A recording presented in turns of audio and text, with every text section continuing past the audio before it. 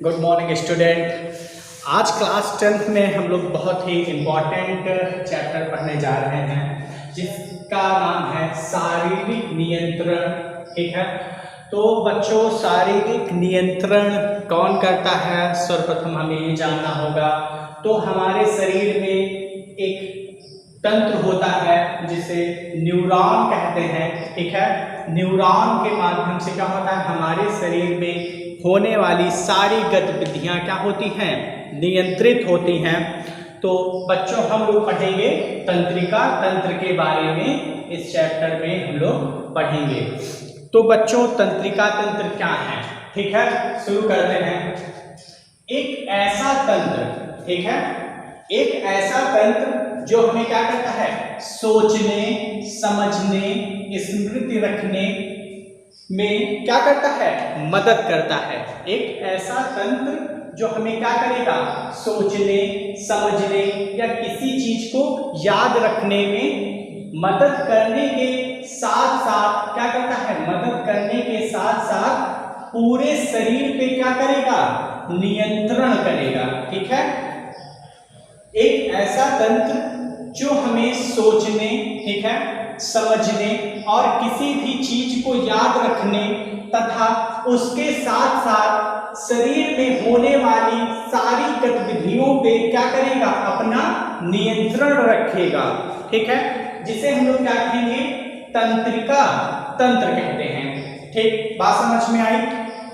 पुनः एक बार, ऐसा तंत्र जो हमें क्या करने, सोचने, ठीक है, किसी भी कार्य को करने से पहले हम लोग सोचते हैं, समझते हैं ना, तो सोचने, ठीक है, समझने कि भाई ये काम कोई गलत तो नहीं है ना, समझने और किसी भी चीज को याद रखने में। ठीक है, ऐसा ना हो कि कल क्या हुआ, कल हमने कुछ किया और हम आज भूल जाएं, या कल की बातें हमें भूलनी नहीं चाहिए, क्योंकि कल से हमें क्या मिलती है, शिक्षा मिलती है कि कल मैंने क्या किया था, आज मुझे क्या करना चाहिए, या कल से अच्छा आज करना चाहिए।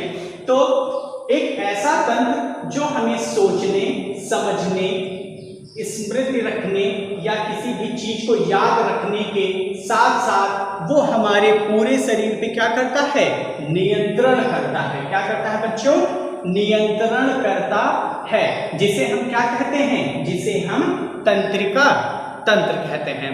बिल्कुल बात समझ में आई, बहुत ही आसान तरीके से भाई लोग। क्या है, ऐसा तंत्र जो हमें सोचने, समझने, किसी भी चीज को याद रखने में, उसके साथ साथ हमारे शरीर में होने वाली विभिन्न प्रकार की सारी गतिविधियों को क्या करेगा, हमारे शरीर में होने वाली सारी गतिविधियों को वो क्या करेगा, वो नियंत्रित करेगा, जिसे हम क्या कहेंगे, तंत्रिका तंत्र कहेंगे। ठीक है, तो बच्चों अब तंत्रिका तंत्र कैसी होती है, एक धागे नुमा संरचना होती है। कैसी होती है तंत्रिका तंत्र, एक धागे नुमा क्या होती है बच्चों, संरचना होती है। ठीक है, जो किसका निर्माण करती है, तंत्रिका कोशिकाओं का निर्माण करती है। अच्छा, अगर हमसे कोई पूछता है कि सबसे हमारे शरीर में सबसे छोटी यूनिट क्या है ना, अगर कोई पूछता है कि ये बताओ हमारे शरीर में सबसे छोटी यूनिट क्या है, तो हम उसे क्या बताएंगे, हम कहेंगे कि हमारे शरीर में सबसे छोटी यूनिट क्या है, कोशिका है ना, जो कि कैसी संरचना होती है, कोष्ठक नुमा संरचना होती है, या यूं कह लें कि मधुमक्खी के छत्ते जैसी संरचना होती है, और जिसकी खोज रॉबर्ट हुक साहब ने की थी ना। तो हम जान गए ना कि हमारे शरीर की सबसे छोटी कोशिका को ही हम लोग क्या, हमारे शरीर में अगर कोई पूछे सबसे छोटी यूनिट क्या है, तो हम क्या कहेंगे, कोशिका है। ठीक है, अब कोशिकाओं से मिलकर न्यूरॉन का निर्माण हुआ। अब न्यूरॉन क्या है, अगर कोई पूछे कि ये बताओ हमारे शरीर में सबसे बड़ी कोशिका कौन सी है, छोटी पूछा ना, तो हम कहेंगे कि हमारे शरीर में सबसे छोटी यूनिट बता देंगे, कोशिका। अब वो कहेगा ये बताओ कि चलो ठीक है, हमारे शरीर में सबसे बड़ी कोशिका बताओ। ऐसे अगर एनिमल में पूछेगा तो आप बता दोगे कि शुतुरमुर्ग का अंडा ना सबसे बड़ी कोशिका, पर वो पूछेगा कि ये सब छोड़ो, ये बताओ अपने शरीर में बताओ कि सबसे बड़ी कोशिका कौन सी है, तो हम उसे क्या बताएंगे? हम उसे बताएंगे कि हमारे शरीर में सबसे बड़ी जो कोशिका है वो क्या है? न्यूरॉन है। ठीक है, 1 नंबर का क्वेश्चन है बेटा कि हमारे शरीर में सबसे बड़ी कोशिका क्या है? न्यूरॉन है ना। क्या बताएंगे कि हमारे शरीर में सबसे बड़ी कोशिका क्या है? न्यूरॉन है। अच्छा, न्यूरॉन है और न्यूरॉन में क्वालिटी क्या होती है? न्यूरॉन में क्वालिटी क्या होती है बेटा? ये कभी विभाजित नहीं होती हैं। क्या है? न्यूरॉन की क्वालिटी है ये कभी विभाजित नहीं होती हैं। ठीक है, क्या क्वालिटी है इनकी? कि ये कभी क्या होंगी? विभाजित नहीं होंगी ना।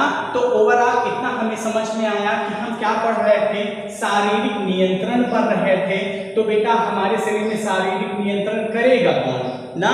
तो हम बताएंगे कि तंत्रिका हमारे शरीर में हमारे शरीर में क्या करेगी? नियंत्रण का काम करेगी ना। वो कैसे नियंत्रण का काम करेगी? तो हमने बताया कि एक ऐसा तंत्र, या तंत्र को क्या बोलते हैं? सिस्टम बोलते हैं।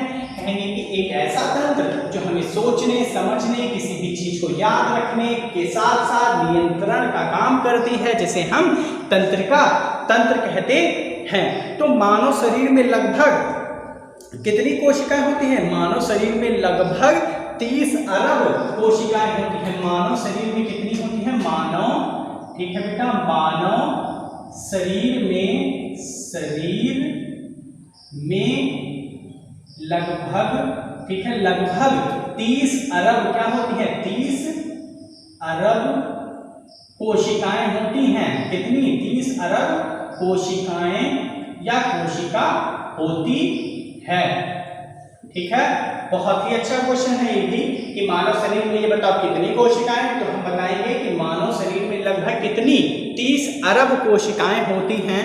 और तंत्रिका जो कोशिकाएं होती हैं वो विद्युत तार के समान होती हैं। अगर हमसे कोई पूछता है कि जो तंत्रिका कोशिकाएं हैं वो किसके समान हैं, तो हम बताएंगे कि जो तंत्रिका कोशिका है वो विद्युत के समान होती है ना।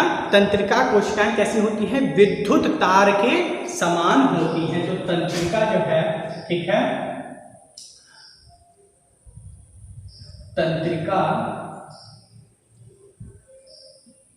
तंत्रिका जो है वो कैसी होती है? वो एक विद्युत तार के समान होती है। तंत्रिका कैसी होती है?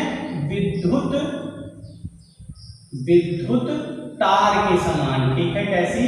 तार के समान संरचना होती है। संरचना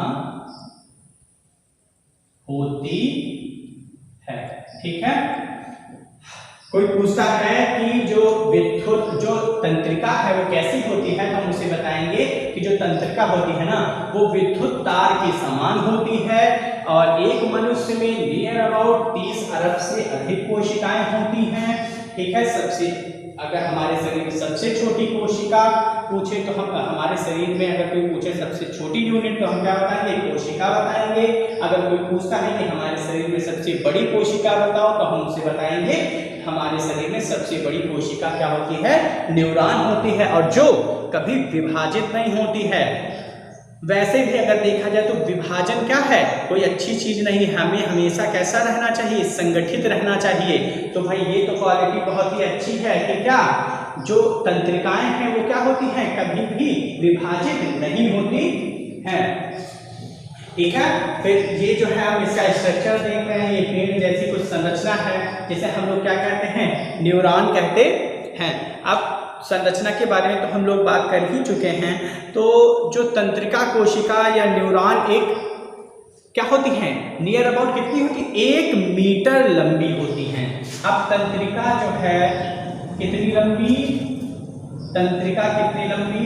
1 मीटर। ठीक है, तंत्रिका जो है, तंत्रिका कितनी लंबी होती हैं? तंत्रिका की जो कोशिकाएं हैं, तंत्रिका कोशिका जो है नियर अबाउट 1 मीटर लंबी होती है। 1 मीटर क्या होती है? लंबी होती है। ठीक है, 1 मीटर क्या होती बेटा? लंबी होती है। ठीक है, तो ये क्या होगी? ये 1 मीटर लंबी होती है। इसके निम्नवत भाग हैं, इसके बहुत ढेर सारे भाग हैं। जैसा पहला साइकान, साइकान ना, तो साइकान क्या है बेटा? साइकान क्या होता है? यह तंत्रिका कोशिका का मुख्य भाग होता है। इसमें कोशिकांग पाए जाते हैं। ठीक है, तो next video next day. Thank you class.